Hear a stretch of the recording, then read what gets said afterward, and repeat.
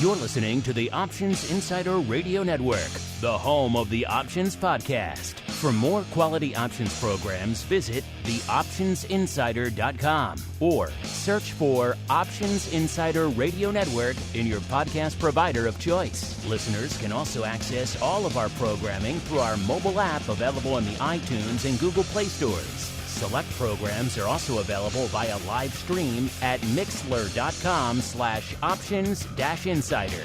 That's mixlr.com/options-insider. Don't forget to follow along with your favorite programs and submit your own questions for the hosts at twitter.com/options, stocktwits.com/options, facebook.com/theoptionsinsider, or via questions at theoptionsinsider.com.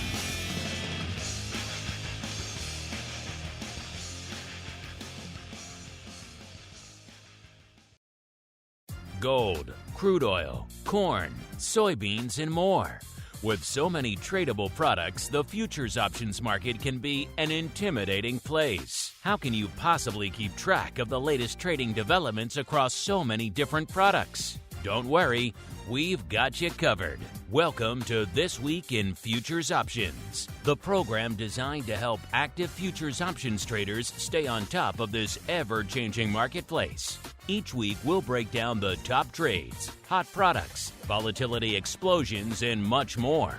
This Week in Futures Options streams live, so be sure to check out our live stream via the Mixlr app. That's MIXLR. Or join our live chat room at mixlr.com/options-insider.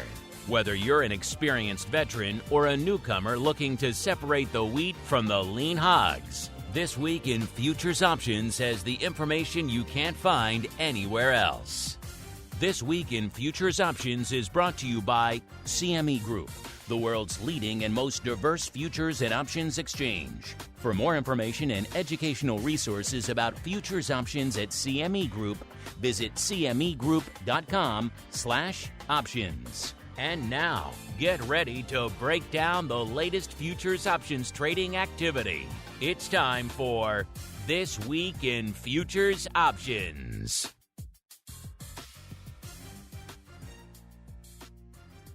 All right, everybody. That music means we are back once again. It is Thursday. It is 1:30 p.m. Central. It is 2:30 p.m. Eastern. Do you know what's going on in the world of futures options? Well, let's find out together, shall we? It is time once again for TWIFO This Week in Futures Options. My name, of course, Mark Longo from theoptionsinsider.com, as well as from the network upon which so many of you were mainlining in 2024. Glad to see so many of you had a great time on the show and indeed on the network last year. Thanks to all of you out there. We literally could not have done it. January marks the 18th year that we've been doing this. Wild, crazy to say that out loud, but that is indeed the case.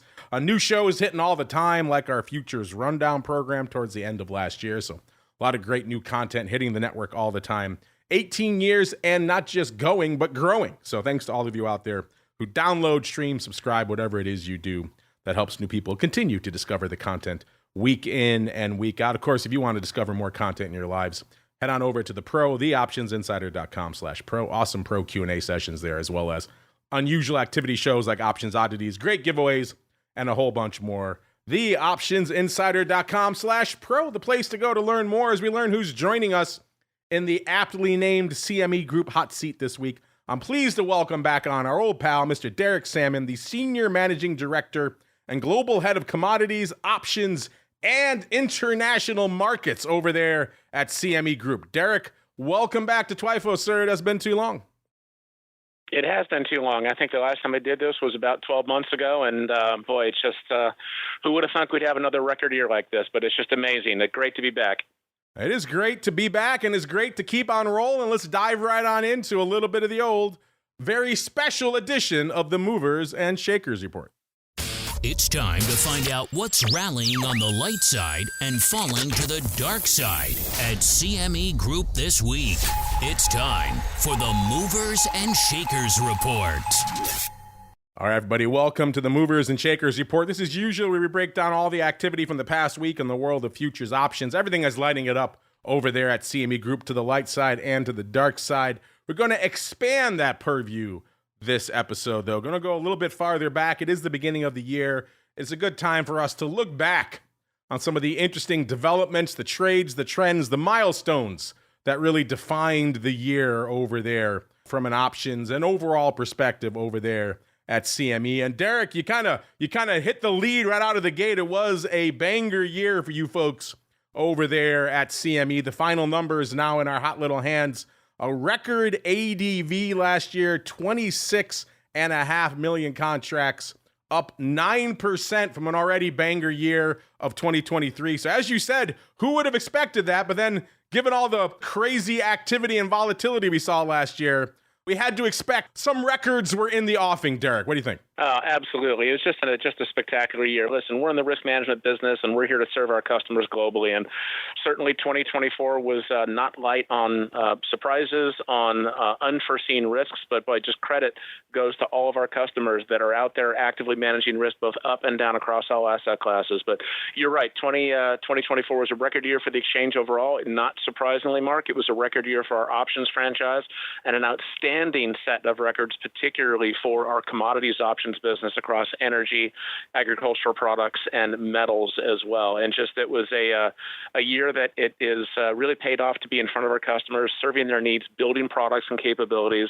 and putting the tools into their hands so that when things come down the pike that are unexpected, they have the best ways to manage this risk or expose themselves to risk or price risk, and they can use our products to do that. So just a great year overall, and just a big shout out to our customers and our partners that make these products available to them. Well, you mentioned the energy. I think let's just dive right in there because it was kind of inescapable for us.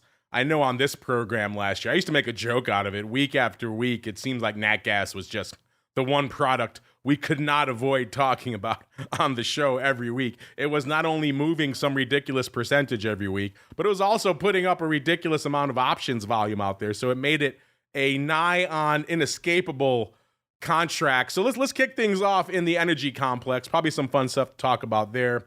A lot of action. Overall energy ADV increasing last year, a 17%. That's a pretty big clip to 2.5 million contracts. Also saw a bunch of records across the board there. Overall energy options ADV soaring to 430,000 contracts. Also lighting it up on the underlying side as well. Henry Hub Nat Gas Futures ADV, rather record 566 there.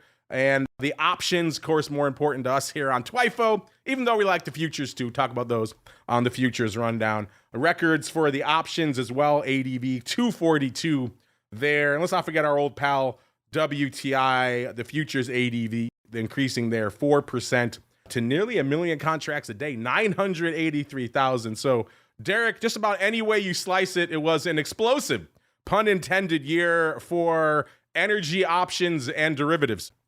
It was a year certainly that was rocked by continued uncertainty coming out of certainly Ukraine and Russia, Middle East tensions, lack of clarity as to whether or not barrels would come out of Iran, if so, at what pace.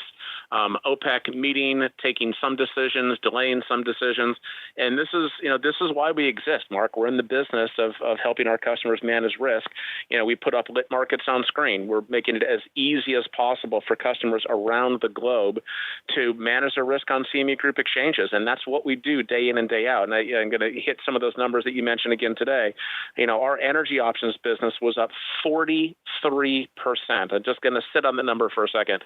Within that 43% growth of energy options year on year, our nat gas options were up just under 60%. It is an astounding number on an already very large base of volume that goes through this place every single day. And this is a market that, when you, in light of where we're seeing rerouted physical gas flows that historically came from Russia into Western Europe, where typically Qatar and Australia were bigger LNG producers and exporters to the U.S., the U.S. has now become the single largest exporter and producer of natural gas in the world. And now we are putting that physical product out onto the waters, out in the global export markets. And that means customers are using CME Group to manage their LNG risk or directly their Henry Hub natural gas risk directly into our Henry Hub natural gas options business. That explosive growth, I want to be very clear, Mark, we're actually seeing outsized growth in Europe and Asia. So it is a global growth story.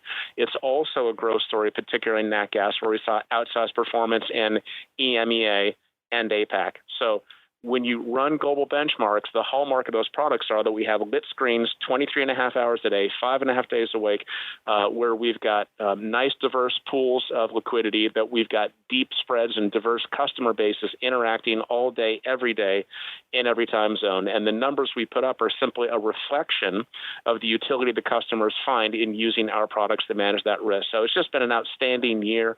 And frankly, it started off strong again in the first couple of weeks of 2025. So that story never gets old, Mark, and we're excited that we're in position to serve our customers and kind of put these numbers up. And the growth is coming, again, globally. It's coming across every single client segment, and we're seeing ourselves go from strength to strength with our customer base. Yeah, those numbers are wild. Just say that again. What was it, 60% for nat gas options? I mean, that's insane. 60%, yeah. That's yeah. I mean, well, and this is, to be clear, Mark, this is, you and I have been doing this long enough. This is not a unique one-off. Wow, that was a different kind of a year. We've strung together year after year after year of increased record activity across our options complex, particularly on the commodity side of the business, and we've seen that again. So as we're having this conversation now, 12 months ago, we had an eerily familiar conversation on, wow, that was a volatile year. Wow, record activity in your energy complex on the option side. We can say the same thing about metals and the same thing about ags. But this is a multi-year growth story. We are in this for the long term. We're in this to serve long-term customer needs. And as the market evolves, we continue to grow and expand our product set. I'm sure we'll talk about short-dated options. We'll certainly talk about the things that we're investing in our front end, CME Direct, and our CVOL volatility indices and how customers are using those. It is a constant. It's a franchise in motion because our customers require us to continue to serve their evolving needs. And that's the fun part of the business. This is why I'm in this business, and this is why I love doing what we're doing. All of you out there listeners who thought we were just hyper-focused on nat gas options every week, that's why. It was inescapable last year. And you know what's interesting, Derek? For the lion's share of the year last year, nat gas was sub $3. So you have an underlying that is sub $3 that is putting up this kind of record options volume. We just don't see that usually. Usually you get below $5, let alone $3, the demand for options dries up. And instead, what we're seeing is more all the time. So it's a wild product. We could literally do the show every week, just nat gas, Derek. And I think a lot of people would tune in, quite frankly. I know I would. I love this stuff. There's a lot out there to talk about in nat gas, listeners. But we can't do the whole show on energy, as fun as that would be, listeners. You touched on another hot product category for the past year, certainly for our audience. And I know for you folks over there at CME as well, Derek, just metals. What a wild year it was for metals. Obviously, huge moves in gold, huge moves in silver, and just commensurate volume to go along with that. Overall metals ADV at CME last year up 23%. That's up to 736,000 contracts. Now, that's adding everything together, listeners. If we drill down into just the metals options, also another record out there, ADV of 117,000 contracts. So a lot to be excited about in the shiny stuff as well, Derek. It is. And you look at as impressive as our energy options growth was at 43%, that was actually second tier, playing second fiddle to our metals business, which actually grew 47% in options this year. It's just been another very similar story in terms of how we're seeing growth across our asset class on the commodity side. It's it's certainly driven by U.S. participation, but it's outsized growth in Europe and Asia. And every single client segment saw growth in our metals options over the course of 2024. And when I say client segments, I'm talking about buy-side firms, so asset managers, hedge funds, pension fund, long-only guys, banks, commercial customers, retail, proprietary trading firms. Every single client segment in our metals options business in 2024 saw growth. And we saw, as I mentioned before, outsized growth from Europe and particularly Asia. So it's a good, broad, diverse story. When you look at our international options business, it's up over 50%. So just strong growth from point to point. And to be clear, we'd spent a lot of time talking about gold, Mark, and you mentioned that just now, but our copper options is actually growing even faster. It's a smaller part of the franchise, but our copper options was up over 100% over the course of 2024. Again, shouldn't surprise. Anytime you talk about electronification, EV mandates, greenification of environments, everything runs right through the middle of copper and aluminum. So industrial metals are the heartbeat and key components and ingredients into any EV or energy transition story. And we're seeing significantly increased participation level in copper options on CME Group, particularly on screen. And that's a part of the market that has been just, as I said, it's up over 100% over the course of 24, and we're seeing strong growth into 25 as well. So as fun as it is to pigeonhole metals into the precious side of the business, gold, silver, platinum, palladium, let's not forget about the dull metal out there, which is aluminum and copper as well. And copper just continues to be a growth story for us. I'm glad you brought that up because you're right. I always joke about the shiny stuff, but there is some fun getting base over there in the metals as well. And copper, you're right, has been an intriguing growth story. When we first started doing this show, or even in its first incarnation way back in the day of the long and short of futures options, there really was no story to be told in copper options. I know because we try to dig into it every now and then. There's a couple hundred, maybe a few thousand contracts going up here or there, but that was really it. And then lo and behold, how that story has transformed. You mentioned the 100% growth. Now there are definite days where we could sink our teeth into a lot of copper options volume.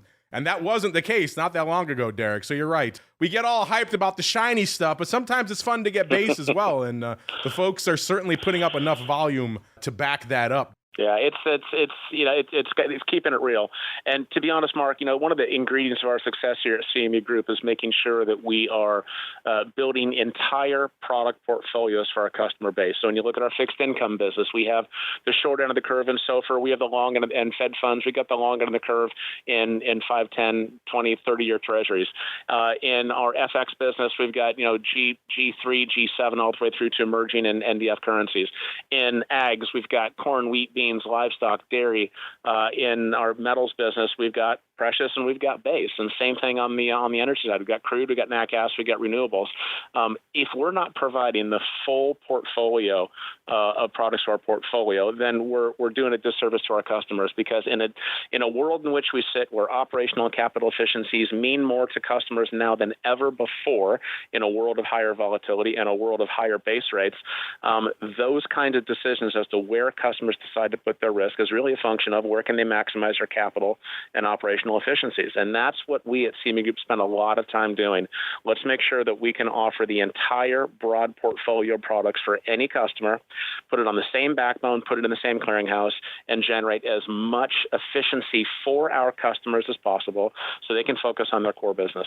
So it's a fun part of the business, solving customer need, rolling with the unforeseen events that unfold, and who knows what's going to happen in 25, but we've got a new administration coming online here in 10 days. We're going through Senate confirmation hearings right now, and already we can see some different patterns from this administration to the previous administration. So that in and of itself is an amount of uncertainty that people are trying to figure out, and that's why we're seeing record amounts of business here at CME Group.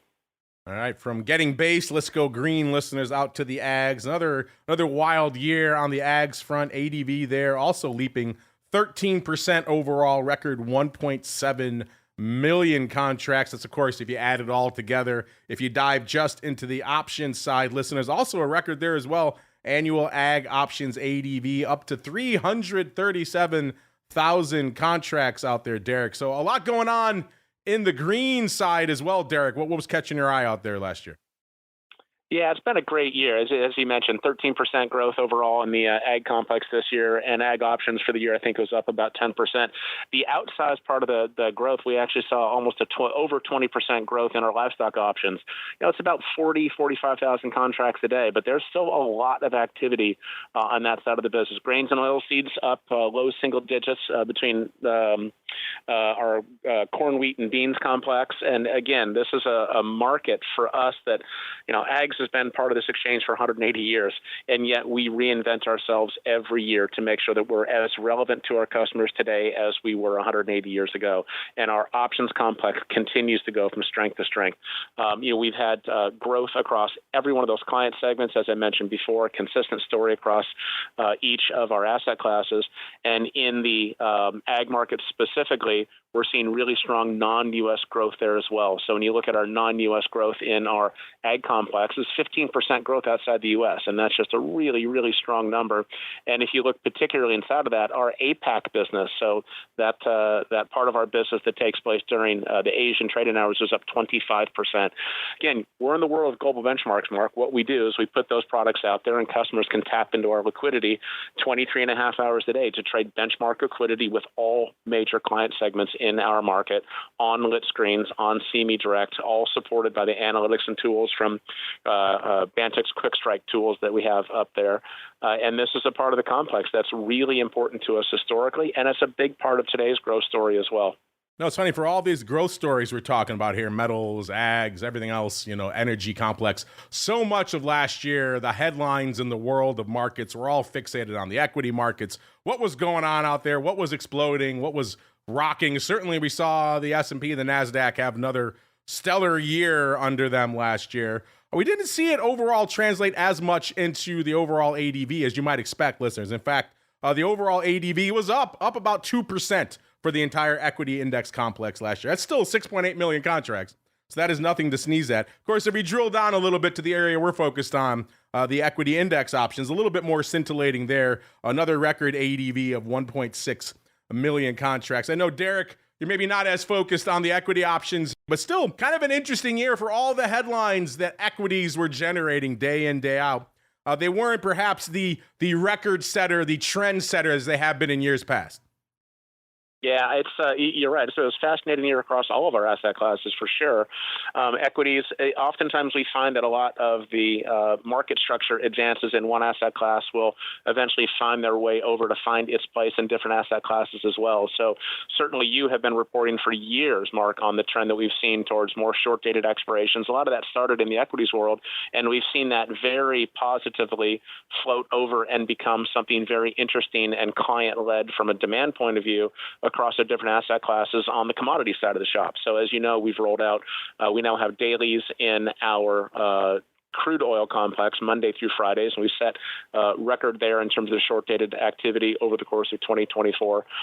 We have, for a number of years, we've had Friday expiries in our other asset classes, and we're slowly but surely porting over and adding Monday through Thursday expiries in other asset classes as well. And in fact, in just 2 weeks, as I think you probably know, we've already announced to the world that we're going to be rolling out Monday through Thursday nat gas options in 2 weeks' time. So everybody on the energy side of the world will have the same daily options access to liquidity in nat gas as they've had in the crude market for the last 18 months or so. And we're also looking to extend that into more expiries for ags as well. So it's a great example of where we see clients active in one asset class, and then those good ideas populate out across asset classes, and we can make that happen based on client demand and what customers are out there seeing and what is beneficial for their trading patterns, no matter if they're a hedge fund, an asset manager, or a self-directed trader, or proprietary trading firm, or a bank. We've got those products, and we listen to what clients tell us is useful to them, and we put those products out there, and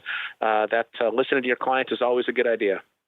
It's funny you mentioned that, expanding the universe of short-dated options to nat gas. Just a few years ago on the network, when really it seemed like the trend towards short-dated and, of course, zero DTE in the equities was really starting to catch steam out there. A lot of people were debating what products does it work in, what products does it not work in. Some people held up nat gas as being a product that seemed like it wasn't well suited to near-dated options flow, and yet we've seen almost the polar opposite of that over the past year in particular. You pointed out the volume numbers, and a lot of that, whenever we crunch the data here on the show, a lot of that is in the very near-dated portion of the expiration cycle. So yeah, nat gas.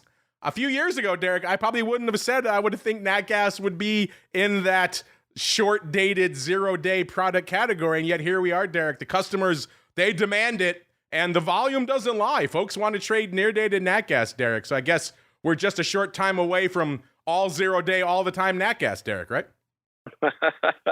Yeah, we tend to think about is that we want to see healthy growth across the entire maturity curve. We want to see short dated grow. We want to see long dated grow. We want to see open interest turnover increase and large open interest holders increase and customer participation increase. So those are all indicators of good, healthy, strong markets. So where we're seeing record overall activity in each of these asset classes, we're also seeing record activity in the short end, but also at the long end. So I wouldn't say short end is leading the growth.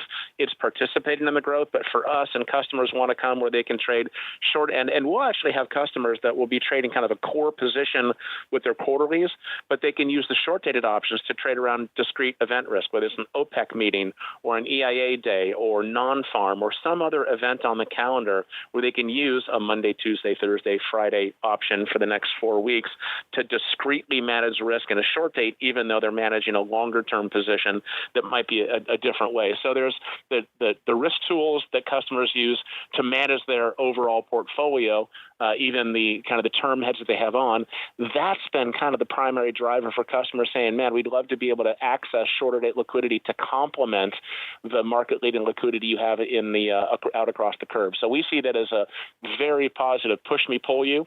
As the back-end growth grows, customers saying, hey, I'd like to see more shorter-dated tools as well. As that grows, we see more activity in the back end. So it's that virtuous cycle of product development based on client need and client input where we put those products out there and then they grow both ends of the curve. And that's really important for us when we think about growing healthy markets and where we see healthy growth. You know, like I said, a few years ago when folks asked me if there were products I thought maybe weren't going to be that well suited to near-dated options flow, I kind of thought nat gas might be one of them. Boy, was I proved wrong. Derek, you've been around the product space on the options side for a while. As you're looking at the variety of different underlyings under your purview, are there any you're looking at right now and saying, you know, I don't know if this one is really that well suited to going the full 0 day all the time, or is that just the future, Derek? We're heading that way, and we all just better enjoy it because that's what's coming, Derek. And the number of times my crystal ball has been busted to pieces, I can't even count anymore. So I wouldn't hazard a guess about that. What I would say, Mark, in particular as it relates to kind of rolling out shorter dated maturity, is that there's a maturation curve for any product. On the option side specifically, you're not going to magically create front-end activity and demand for shorter dated like weekly or daily activity unless you've got core demand already existing in your monthlies and your quarterlies. So typically what we see is we'll focus on building out kind of the more standardized risk dates, which is quarterlies and monthlies. And then as we see activity increase, we'll be led by client demand. And this is why we're taking the decision just now in NatGas for the last 2.5 years of record activity in our NatGas options. It wasn't demand led to say, man, I really need short dated. That really just came up in the last 3 or 4 months because that was a natural maturation of that market. So we're client led on this stuff. So we might think, hey, this is a terrific idea, let's do it. But that doesn't do anybody any good unless the demand is coming from the end users that are going to trade these products. So we tend to follow the customer need on rolling those things out. And I would say there's a fairly consistent burn-in of a maturity curve of once there's a requisite amount of liquidity in futures, then you can build an options business that's supported and supports the underlying futures. Then as that builds in and you start to see the kind of volumes that we've seen in NatGas, for example, now you're seeing customers going, hey, you know what's missing in your portfolio? Really, really short dates to be able to trade around some of these calendar dates and calendar events that I want to risk manage around. So we see that as a normal part of a product maturation and a product growth. And again, we try to be customer-led in the decisions we take in terms of how to roll those products out and when to roll those products into the shorter dates. Talk about another one of your babies, Derek. You were very early on in introducing me to this. Of course, CVOL. Our listeners know them well. We talk about CVOL every week here and now on the show. What's moving and shaking, not just from an overall underlying perspective, but what's also lighting it up from a volatility perspective. You can go check it out, obviously, for yourselves right now. Listeners, just type CME and CVOL into whatever browser you're rocking. That will get you to that dashboard. Derek, I know you were early on in spearheading this product and have been part of its evolution along the way, going from close to close and now having updated values there. As you look back over 2024 from a CVOL perspective, what stands out to you? And also, what are you seeing over there at CME in terms of the use case and adoption that you're seeing for CVOL right now?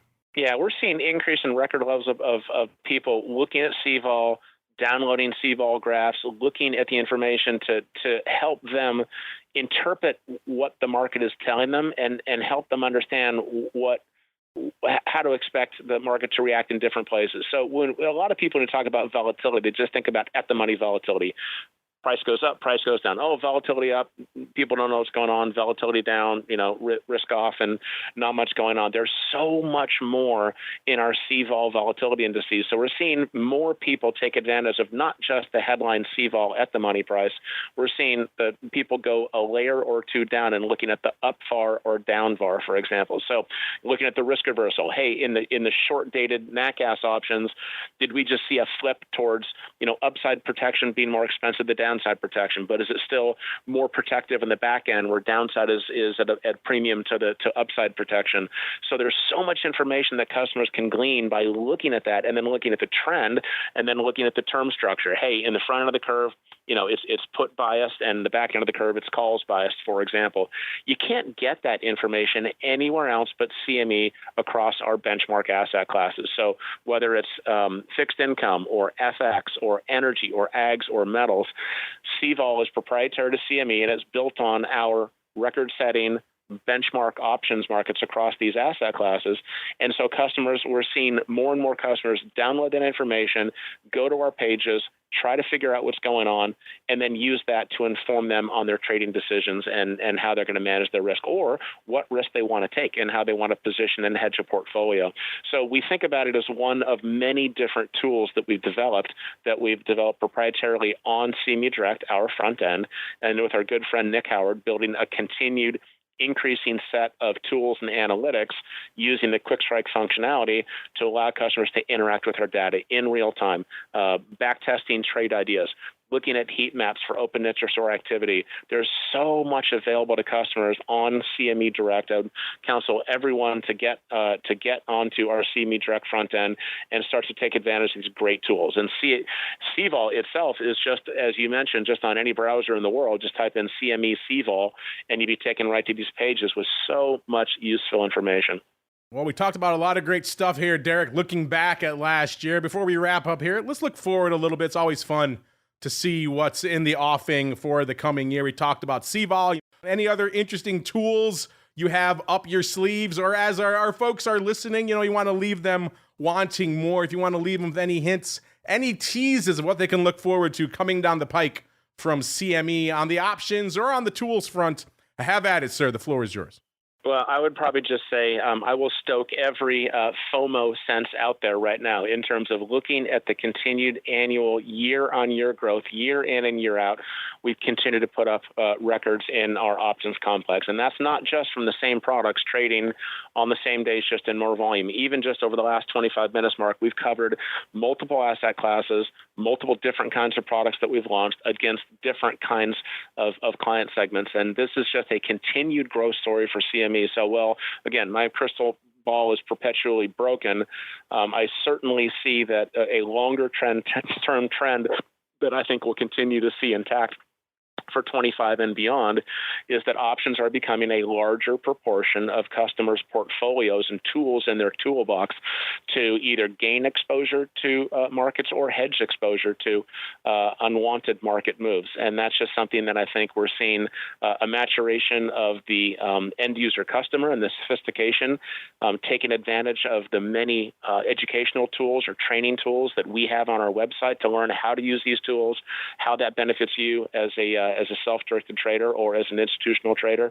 And those are the things that we will continue to build on. So bank on the fact that we will continue to add functionality, add analytics, expand access, continue to electronify our markets. That has been the bread and butter of our growth, and that's how we're seeing outsized non-US growth. That's why we're seeing growth across every single client segment, and that's why we're putting up annual records year in and year out. So more of that to come. This is a firm that loves to respond to customers. So if there was an opportunity to remind folks of everything they might be missing if they're not taking advantage of trading more options at CME Group, let me ring that FOMO bell for everybody and encourage everyone to pop on our website and look at the great number of tools that we have to both train and educate, but then take the trading decisions and start executing in our markets. I couldn't put it better myself, listeners. Head on over CMEGroup.com. Make sure while you're there, you begin your journey with our TWIFO report, CMEGroup.com/TWIFO. A lot of great data there that we break down every week on the show. And after you've done that, of course, check out the CVOL and everything else Derek was talking about there. Great educational content over there and a whole bunch more. You'll go down a rabbit hole, I warn you, but it's a good rabbit hole. But kick it off, CMEGroup.com/TWIFO is the place to go. That's going to do it for us on TWIFO today. It's going to do it for us on the network today as well. Back again tomorrow, listeners, noon Central, 1 p.m. Eastern, to talk all things vol on Volatility Views. And spoiler alert, it's a hot start to the year, so we have a lot of vol to talk about. Then back again after that one final time, exclusively for our pro friends over there, coming back to talk unusual activity with a whole bunch of options oddities. Then we're off for the MLK holiday on Monday. We're back again with our usual array of content throughout the rest of the week until we're back here again next week. Another episode of This Week in Futures Options. Stay safe out there, everybody. This Week in Futures Options is brought to you by CME Group, the world's leading and most diverse futures and options exchange. CME Group's markets help individuals and businesses around the world manage risks and seize opportunities. CME Group offers the deepest and most liquid options on futures across all asset classes, including interest rates, equity indexes, foreign exchange, energy, agriculture, and metals. For more information and educational resources about futures options at CME Group, visit cmegroup.com/options. This broadcast is intended for informational and educational purposes only and does not constitute trading advice or the solicitation of purchases or sale of any futures or options. The rulebook of the applicable exchange should be consulted as the authoritative source on all current contract specifications.